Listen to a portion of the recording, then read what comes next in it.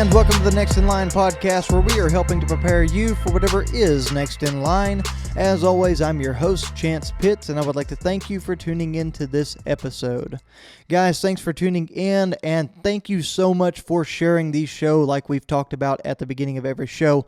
If you are new to the episode, we like to make sure that we can reach the largest audience possible. And the way we do that is, well, a couple of different ways. For one, you can share this show if you receive value with like-minded people who might be able to receive that same kind of value.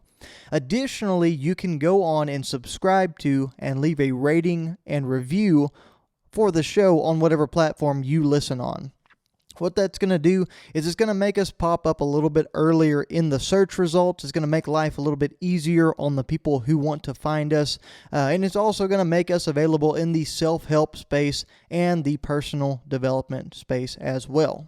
Additionally, guys, you can check us out for daily content and some more entertainment-based stuff on our social media account. That's at Next in Line Development on Facebook, Instagram, Twitter, and TikTok. We're always posting things there, and also we've got a new piece of equipment. We just added a GoPro into the mix, so there's going to be a lot more video content. We might actually be able to sit down and do some video recordings of these podcasts, along with some running and workout and fitness, and also just some of the different adventures that we are going to be going on here in the upcoming months. I'm very excited about that side of the podcast coming alive, and I'm interested to see what we can get into in the coming months.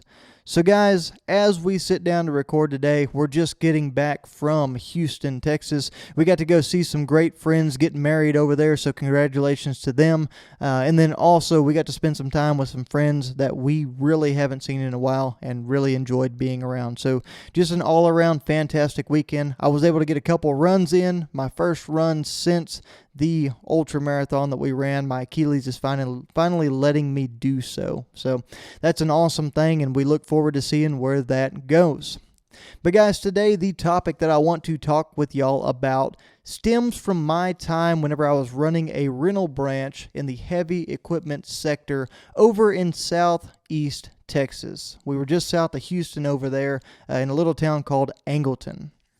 And guys, in any line of business where there's sales involved, you often find yourselves in a battle between two different sides of a company. And those two different sides are sales and operations. And when those two sides clash, that can be a very, very hostile environment and a dangerous thing. Things tend to get ugly very quickly. People often forget that we're all working on the same team for the same business. And they also forget that we all have the same overall goal in mind, and that is to take care of our customers. But because of that, guys, when people screw up in an industry like that or with a company like that, they often get thrown to the wolves. They get sent to the powers that be, and those powers come down on them very, very harshly. Now, whether that be the customer with the power on their side, or whether that be your upper management team in the form of a boss or a general manager, that's something that happens very quickly, and the blame gets also passed on very, very quickly, and judgment goes out very quickly as well. It can become a pretty dangerous thing. So with that being said, it's very important to make sure that you cover your bases and that you avoid any kind of costly mistakes at all times, guys, whenever you're doing this kind of work. But the problem is that you can't always avoid these mistakes. In fact, if you're an overachiever or a perfectionist and you find yourself trying to avoid mistakes at all costs, just know that there's an old saying that goes very well with this. And that is that if you're not making mistakes, you're not trying hard enough. Or you're not taking enough risks. I've heard it both ways, but what that is trying to say is that one way or another, if you're working hard, if you're doing your job, you're trying to make progress on some front, things are going to happen. You're going to screw up at some point. So naturally, with that saying in mind and knowing what that means, one of these times while I was pushing really, really hard to meet one of our customers' needs, I was striving to be perfect and that perfectionist that I always try to be. There was a time that arose that I missed the mark with one of our customers. And guys, this didn't just happen to be any customer that came along. It was our most important customer. These guys were a blue chip client, and they were a huge part of our revenue stream in the territory. And like I said, guys, I am a perfectionist. I pride myself on being organized at work. I pride myself on not missing these small details. And above all, I pride myself on taking care of our customers above and beyond the standards that they expect to be taken care of at. So you can imagine that whenever I make a promise to a customer and I don't deliver on it, that's something that is almost devastating to me, especially if I find myself screwing up for the biggest and most important client within our territory. And guys, that's exactly what happened. So with that story, it begins whenever we received an order on a Friday afternoon, and we were supposed to prep a machine on Saturday and then ship it out first thing Monday morning to meet this customer's needs. They had a last minute deal that popped up, and that's what we specialize in, guys. It's a rental business, so we're reactionary. We try to dive in and make sure we get those guys taken care of so that they continue to use us and give us their business. So naturally, whenever we received the order, I got with my team, and we all came up with a plan on how we were going to achieve the goal. And then on short notice, we dove in. The plan was great, guys. We gathered all the paperwork on Friday afternoon. We confirmed all the job and delivery details. We got a credit release. We checked that all the insurance paperwork was on file and correct. And soon enough, all of the office work was done. Then, guys, next, our shop pulled that machine in on Saturday. They got it serviced. They got it greased up. They had it washed, and they detailed it going above and beyond expectations on the detail. The machine was immaculate. And just like that, the mechanic work was done. So with those two successes, we were feeling really good on Monday morning as we rolled up to the office. And guys, as I said before, I take pride in the detail-oriented side of this business. And also, like I said on podcast number 35, one of my weaknesses is that I am, in fact, a control freak. So naturally, being as overbearing as I am, I checked with our team first thing in the morning to make sure that we were on track with all of our deliveries. And I was told that everything was looking really good. But in the back of my head, I had this really weird feeling. And it was at that point that I finally asked our inside sales rep, who handles most of the logistics, if the machine for our important client had already left for delivery. And this guy was a little new and inexperienced, so I'm supposed to go behind and check and make sure we are getting things taken care of. So with this weird feeling, I was prompted to ask the inside sales rep if our machine for our important customer had already left for delivery. And now when I asked this question, the inside coordinator gave me a very funny look. Then he informed me that no, our truck was headed to Northwest Houston to get a different machine per our plan that we'd set up Friday around lunchtime. And it was at this moment that I said, oh crap. You know, I might have said something a little bit worse than that, but we're going to ignore that for now. Anyway, guys, I went pale. I realized in this moment that I forgot to schedule our truck to deliver that very important machine to a very important customer. And now we were way behind the curve. We were SOL, and it was all my fault.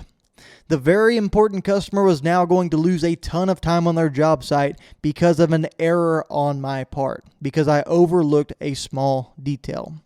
And now I, an operations guy, had to call our sales team, had to call the sales rep, and let them know that we had dropped them in the grease. Let them know that we had not come through for them on this deal that was set up on Friday, and we gave them the green light on. And like I said, guys, I knew I was about to get thrown to the wolves. But since I knew the negative consequences of my situation, instead of reaching out and making the phone call that I needed to make to let them know the machine was late, I hesitated. I tried to find all these other solutions. I tried my luck just about anywhere that I could. I called outside trucking companies. I called our personal trucker to see if I could get him to turn around and come back and deliver this machine instead. I tried every single trick in the book. And this entire time, all I was doing was making our customer wait longer and longer without communicating my mistake. Pretty soon, guys, that machine was over an hour late. And the whole time I was sitting there freaking out. The stress levels were through the roof, my anxiety was through the roof, and more than that, I was just absolutely furious with myself. Guys, I was scared of the consequences of my actions, or inactions in that case, and that's when my phone rang. It was the sales rep. He was calling me to ask me what was going on with the machine delivery and why it was so far behind schedule. Because his customer had reached out and called him telling him that the machine had still not made it to the job site and that his crew was standing around with nothing to do and that they were losing money. And guys, as he told me this, I thought about making up 1,000,001 different excuses. I felt like throwing him some kind of white lie as to why that machine wasn't on site yet. And honestly, it would have been very easy to do. And I would have been able to avoid quite a bit of heat from that situation. But guys, that's not the right thing to do. So instead, I did what I didn't want to do in that very situation, and I owned my mistake. I came clean about forgetting to set up the logistics for the machine on the job last Friday. And I apologized, and I hung my head, and I waited for the well-deserved ass chewing to come my way. But it didn't. Instead, the stress and the anxiety and the fear was all prolonged, guys, as the sales rep rushed off the phone with me to reach out to the customer to explain the situation and what was going on. And all I could do was wait for one of our trucks, whether it was inside or outside hauler, to free up and come back to our yard so that they could deliver that machine. And it seemed like hours passed as I waited for the call from my boss or the customer or the sales rep or anyone, all of which were very capable of raining down some kind of fire upon me for making that mistake. And the whole time I was just sitting there with my stress, with my fear, and all this self-aimed anger as well. And I was sitting in my office, I was beating myself up with all kinds of negative self-talk when my phone started to ring. And it was the phone call. The one that I'd been fearing the whole entire time. And when I answered that phone call, guys, I immediately offered our best solutions to getting that machine on site. And then I began to apologize profusely to the sales rep that was on the other end of the line. I had already known that some sort of hostility was going to be coming my way.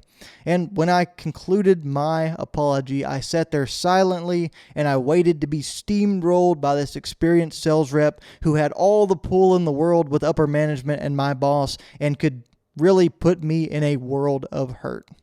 But guys, that's not what happened. In fact, something very, very different happened. The sales rep actually asked me how I was. And then at that point, he told me to relax. He went on to say, I know it was an accident. I spoke with my customer and we're okay. They understand that it happens. And guys, I can't describe that kind of relief that I felt in that situation. I mean, I was still beating myself up very, very bad, but now at least the customer was going to be taken care of.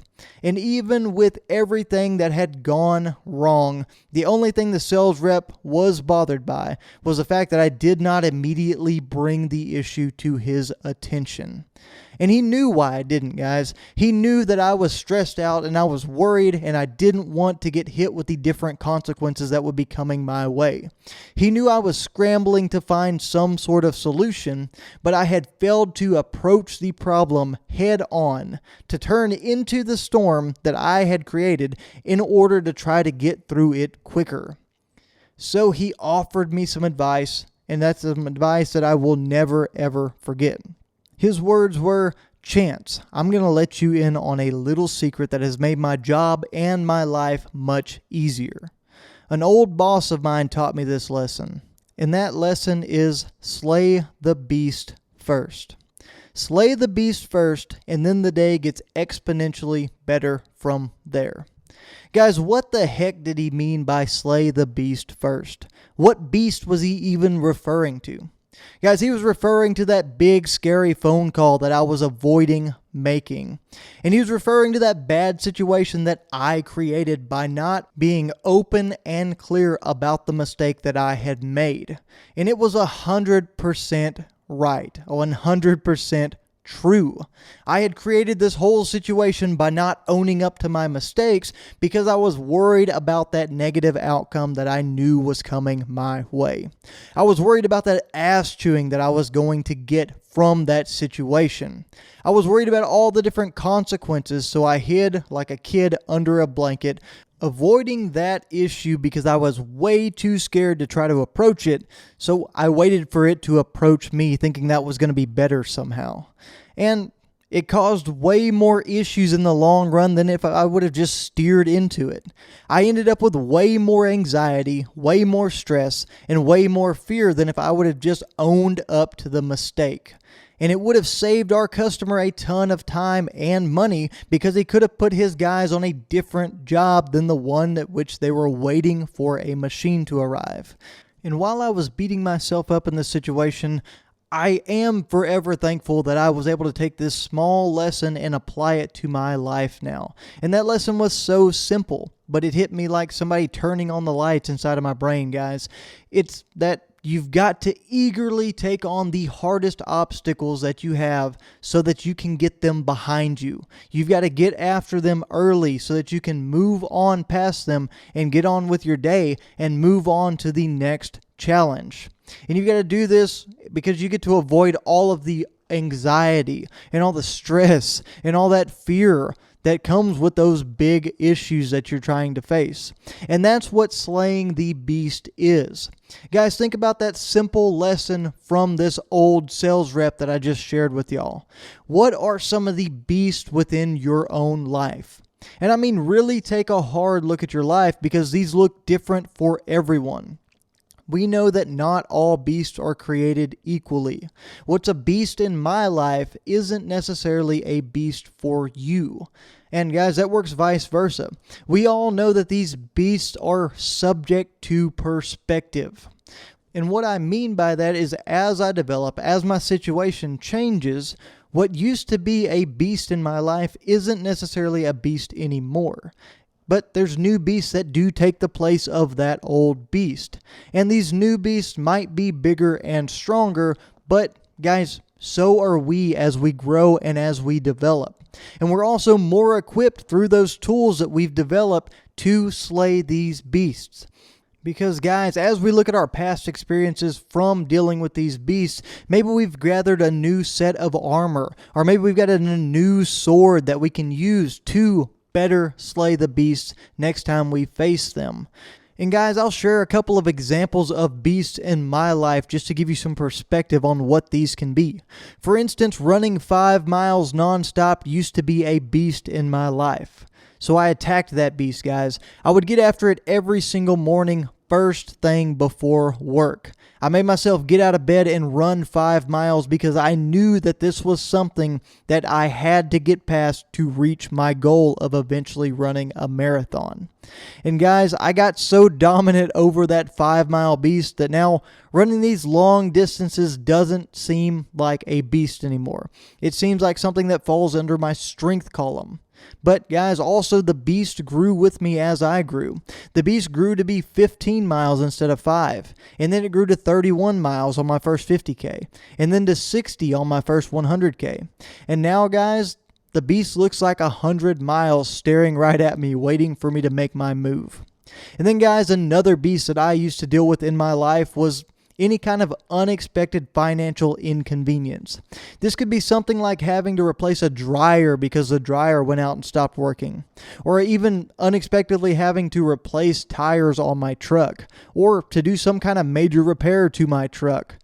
But through hard work and financial education, I've been able to effectively slay those beasts. I've been able to put back savings. I've been able to get control of my budget so that I don't have to deal with those small inconvenience beasts anymore. But now, guys, those beasts have grown and they're the ones that stand in my way from being financially free, from understanding my investments, and to grow to a new level of sustainability in my financial life. And guys, that's just something that I'm going to have to do and I'm going to have to conquer if I ever want to be financially free and able to retire someday. And those are just a couple of examples of beasts within my life, guys. So with those couple of beasts in mind that I just discussed with you, what are some things that you fear? What are the beasts in your life? What are the things that are within your control if you just use a little bit of discipline in order to overcome them? Is it a phone call that you've been holding off on making, breaking that bad news to one of your clients? Is it a talk that you've been needing to have with your spouse or with your kids about some kind of uncomfortable subject that you're just outright avoiding? Is it some kind of physical health issue? Is it the extra weight that you've put on? Is it not being able to do the things that you're wanting to do physically and not being confident and being able to enjoy life as a person that you're wanting to be? I know I've been there with that one, guys. I let the health beast control me for a very long time. Guys, lastly, it could even be your financial beast that you're facing. It could be getting control of that budget that you've been trying to set for so long. It could be that you're trying to retire someday or you're wanting to be financially free. And that was a huge one for me. It still is in a lot of different ways.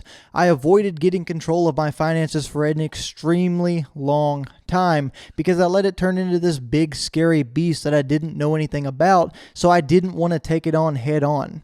But now, guys, what I'm doing to try to conquer this beast is I'm striving to learn more and more about financial literacy. It's my most studied area right now. I know I'm going to have to slay this beast someday if I want to move up in this world. And we all have to understand one thing about the beast, guys. It is a very oppressive thing. It holds you down with fear, anxiety, anger, and even stress. It's something that you won't be able to get around in life as long as you let it remain breathing. The beast will stand in the way of you reaching all of your goals that you set in your life every single day if you let it remain. And guys, no matter what you tell yourself or what you try to do to blind yourself to that beast, it will always be there in the back of your mind, impacting the decisions that you make. And it'll also be there impacting the potential success that you might be able to have. So you must slay the beast. Guys, get it out of the way so that you can move on to the next one that life is going to throw at you. And yes, life is going to continue to throw these things at you. So start sharpening the sword right now. Start putting on your suit of armor right now. Guys, be ready. Because when the beast pokes its head up again, it's go time. You'll attack with every single thing you have, and you'll be surprised with the positive impact that that action and defeating that beast has on your life. And I'll leave you with one closing thought, guys. Life in a lot of ways is like a video game when it comes to defeating the beast. And before you roll your eyes or get annoyed with this, hear me out. You know that this game is going to get harder and harder as you progress. But keep in mind, the whole time as you progress, you're getting stronger and stronger. And there are going to be times when you are faced with defeat. There will be times when you have to go back to the drawing board. But when you get to this point and you're wondering why you would keep playing a game if it's just going to keep throwing bigger and bigger beasts at you, remember this. Guys, nobody plays a game just to be stuck on level 1. The objective is to win, not to never lose. Guys, thanks for tuning into this episode of the Next in Line podcast. Thank you so much for helping us spread the word and get our message out there. We're loving being a part of this community and helping people develop. Like I said, if you ever need anything, please feel free to DM me. Many people have. They've asked for help. We've put out some good words to them. I'm hoping that we're moving people in the right direction with that, and it seems like we are from some of the reactions that we're getting. But guys, make sure you're getting ready for this week, getting it started in a good direction, and always be prepared for whatever is next in line.